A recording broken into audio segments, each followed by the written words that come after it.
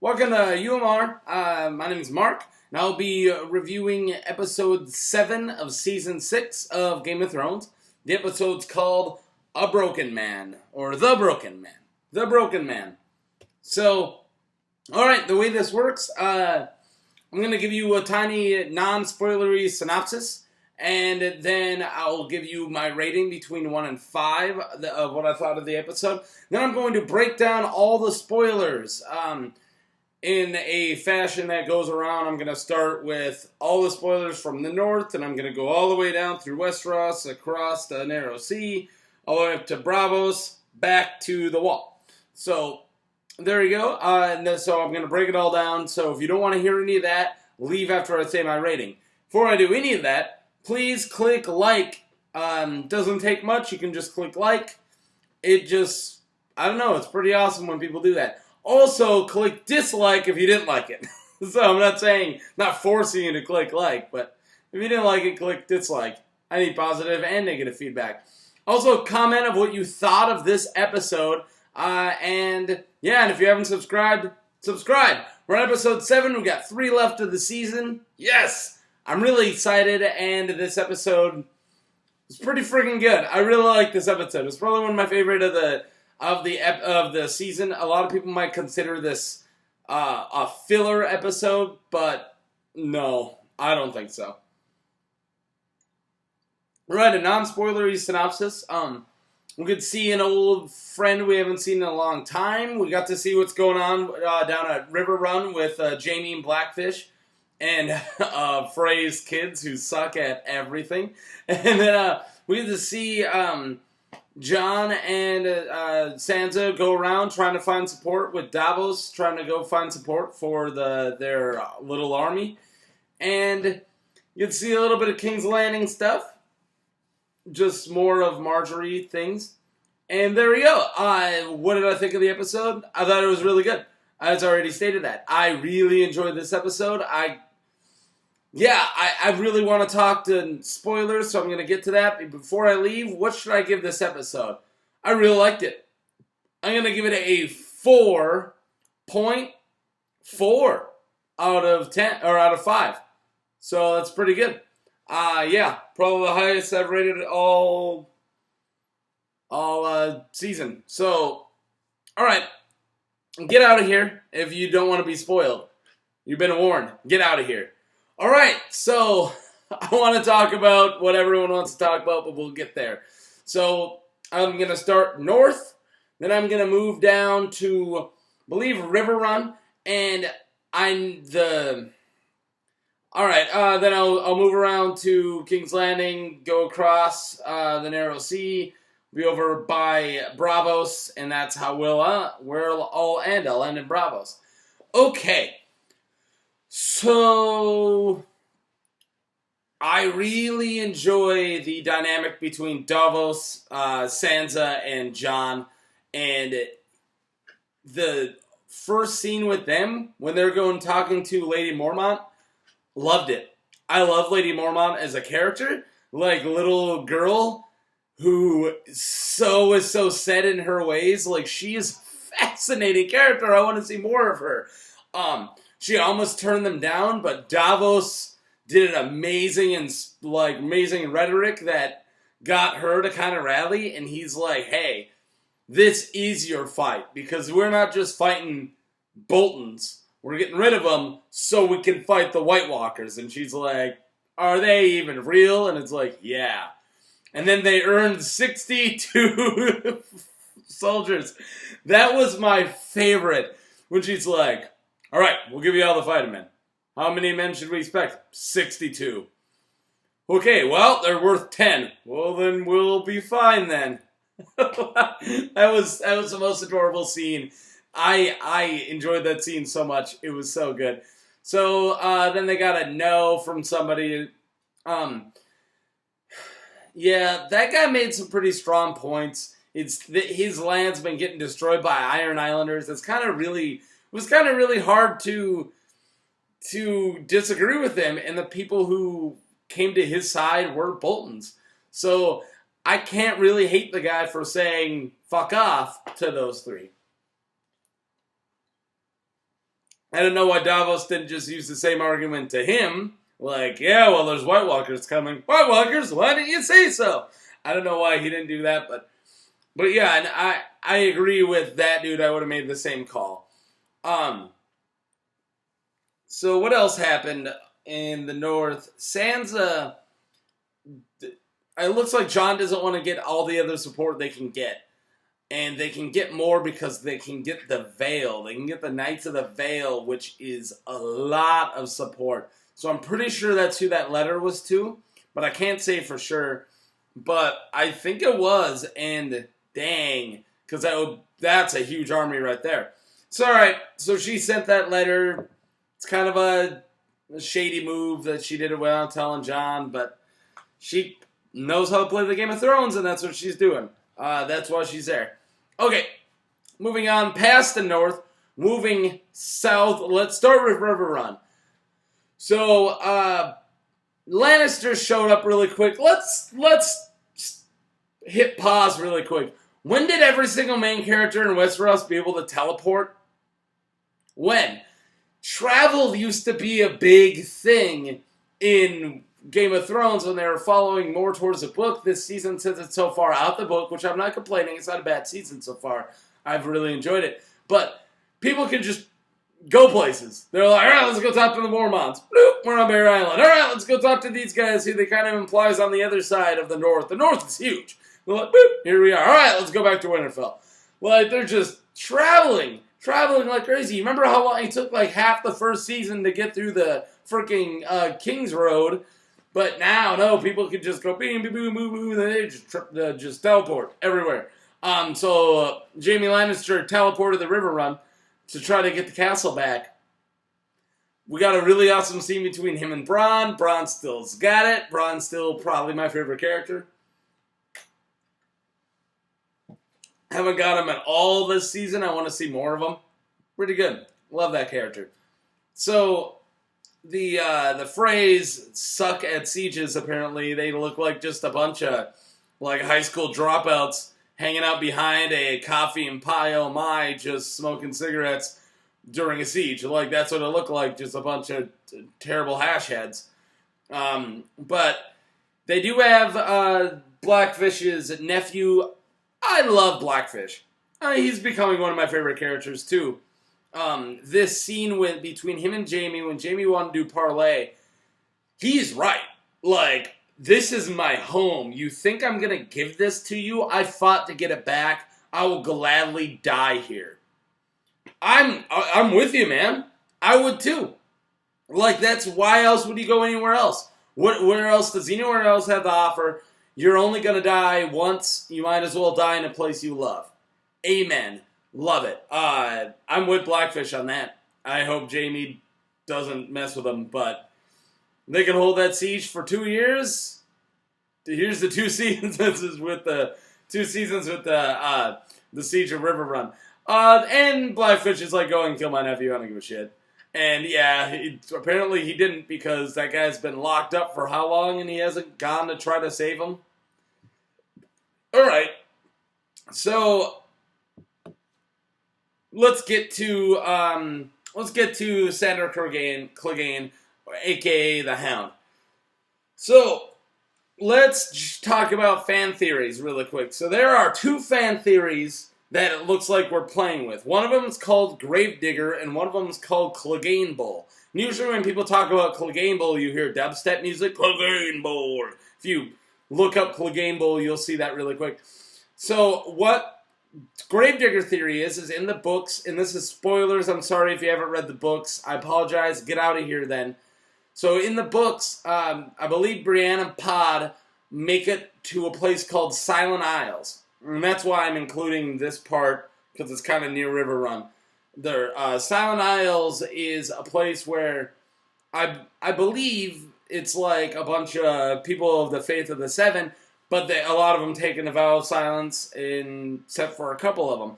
And when she goes to talk, she talks to one guy. She sees the Hound's horse there, who's a jerk horse that no one else could ride. And she sees a guy who kind of looks like the Hound, who they describe almost exactly like the Hound, but George R. R. Martin doesn't call him the Hound, digging graves. So that's why it's called the Gravedigger theory. And they kind of leave it there.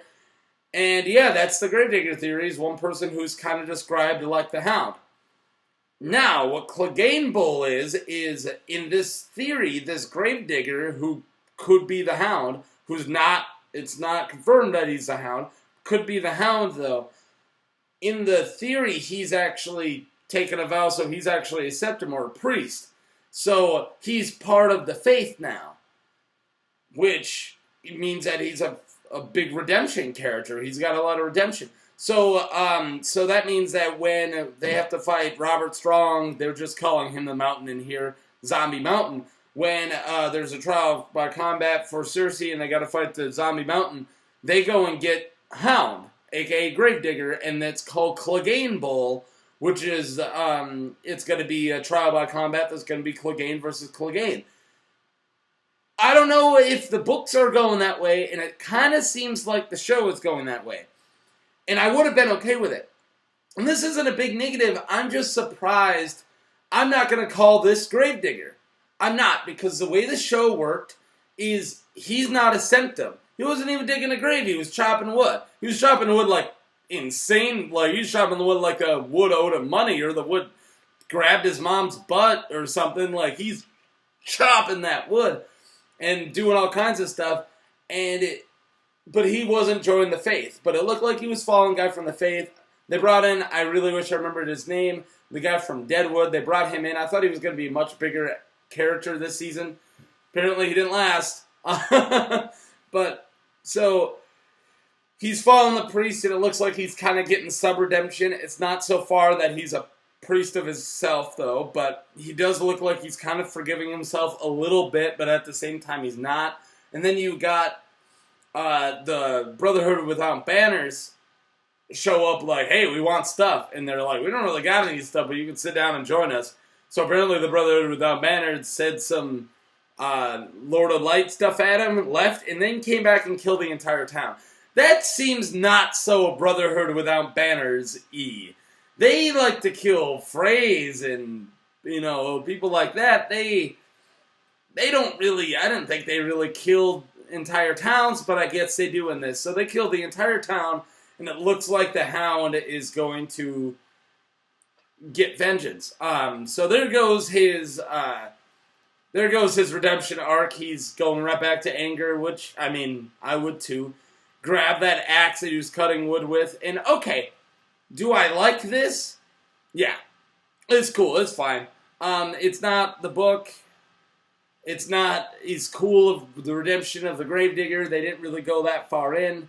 But, alright, I mean, I'm not going to say it's terrible of the way they went with this. I didn't mind it. I really like his priest friend right before he died. He was cool. So, we're going to see where that goes. Yeah, alright. And I'm excited to see the Hound back because he's a really good character. Especially the actor. He does a really good job. Right, I gotta start speeding up. Let's get to King's Landing, as if you've watched any of my videos this season, you know that this is my least favorite story arc, or the storyline of the season. It's got a little bit better. Not a lot.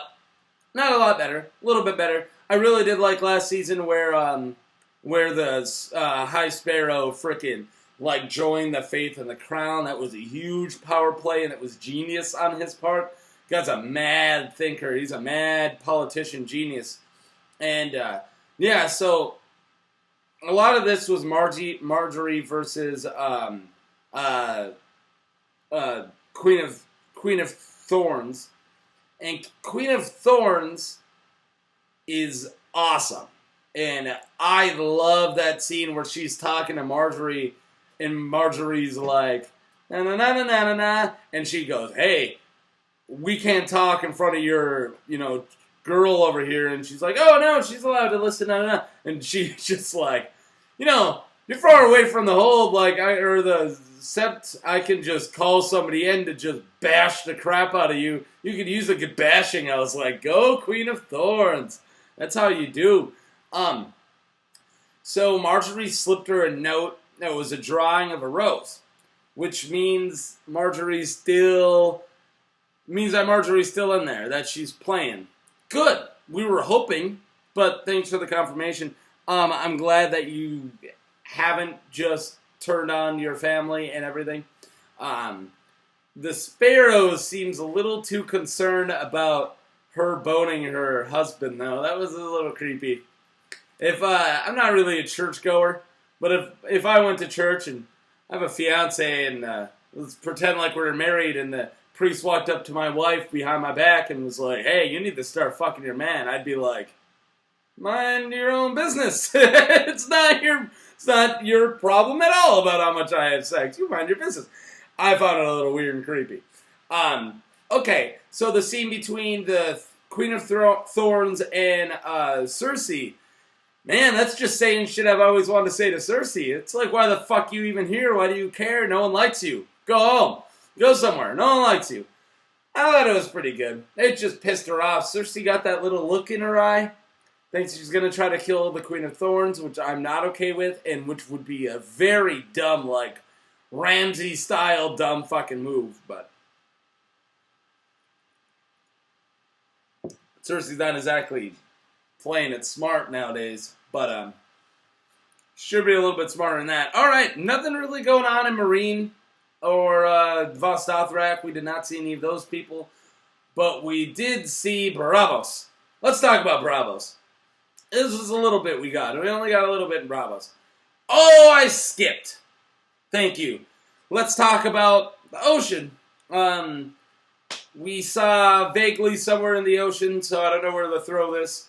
I'm assuming on this side, over by the Iron Islands. We got to see Asha, I can't remember her name, and Theon Greyjoy stop at like this port that's all about drinking and booze and hookers. That's nice. She's got like a hooker of her own, and she's like, "I'm gonna go do hooker stuff," and then she's like, "Why are you all sad?" And he's like, "What do you think I'm sad? It's always sad. I'm sad now." And she's like, "Oh, what? You're sad that you can't bang a hooker?" It's like, yeah, a little. I don't have cock or balls. You would be sad. It's not very fun. But yeah, so I did actually like that scene. I think it was kind of really pretty. It was like, hold in there, little brother. Like, you got the shit kicked out of you, but you need to get past it. We are in some heavy shit right now. We're going to go try to talk the Queen of Dragons into helping us out. You need to get your shit together. It's a really good scene. Really good scene. The drink, I love how he drinks. He drinks like he's being told by Ramsay to drink, and she's like, drink. He's like, like, that's... I really like how the actor is playing this character with a broken spirit. And it's good. It was a good scene. I have no clue where that story arc's going. I actually have no fucking clue. That is not anywhere near how it went in the books, and I have no clue where they're going with that. Moving on, now we're to Braavos. Not a lot happened in Braavos. She flashes a bunch of gold. She's like, "Hey, I want to get to Westeros." The guy's like, "Okay." She doesn't really give him a destination, but it's like, "We leave tomorrow." He's like, "We'll leave in 2 days." She's like, "We leave tomorrow, son."